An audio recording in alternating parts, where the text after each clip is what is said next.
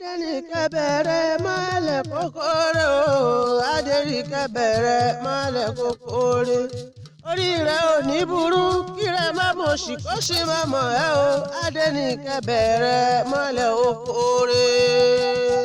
Adenike o, Adenike o, máa kú ọdún o, wá ṣọ̀pọ̀ ọdún láyé, orí rẹ̀ ò ní jẹ́ okun kékeré. Ẹ̀gbọ́n àtàbúrò rẹ̀ ló rán mi sí ọ kójú àmọ́ ọ̀rọ̀dún. Apọ́nbéporé Àbẹ̀ní ó ọmọ pupa dédé. Mo ti ń rárẹwà mi ò rírú èyí rí, ó dá mi lójú pọ́ba mi ò kè ṣòfà táìmù níbi tó gbé ti ń ṣẹ̀dá ẹ̀. Ìwọ lọmọ wọn nílùú Ìwó. Ìwọ ọmọ olódò ọba, ọmọ atẹ́nigbọlá, ọmọ atẹ́nigbọrẹ.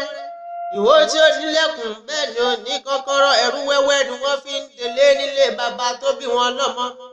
Ìwọ lọmọ àgbẹ̀ olúgbàgbé ọmọ bàyàmù. Àgbẹ̀ ọmọ olólà tí ń sá kẹ́kẹ́, ilé àgbẹ̀ ọmọ olólà tí ń kàbàjá.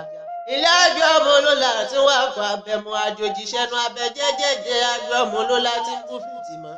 Èròjè ní àgbẹ̀ bẹ́ẹ̀ dòdò ọba kẹ́dúró. Ojú oró jẹ́sẹ̀ yẹ ó tó mi, ìrọ̀kẹ́rẹ́ òjòdò ọba ó tòrò. Odò ọba àbátòrò kí lábárí mú bọ̀bà mú bọ́sùn káró mú bàjagun òòṣà méjèèjì Ìwó. Kìí jẹyàn kìí jòbí bálẹ́bálẹ́ ogun ni wọ́n ń tọrọ lọ́wọ́ ọba. Olúgbọ́n Àgbèní ọmọ bàyàmù.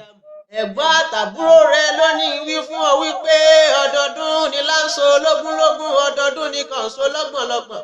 Òjòjò kìí ṣòwò kó má lè nájà kòkòkò làrọ̀ tá lè, ọdọọdún ni ká mọ́ ríra wa.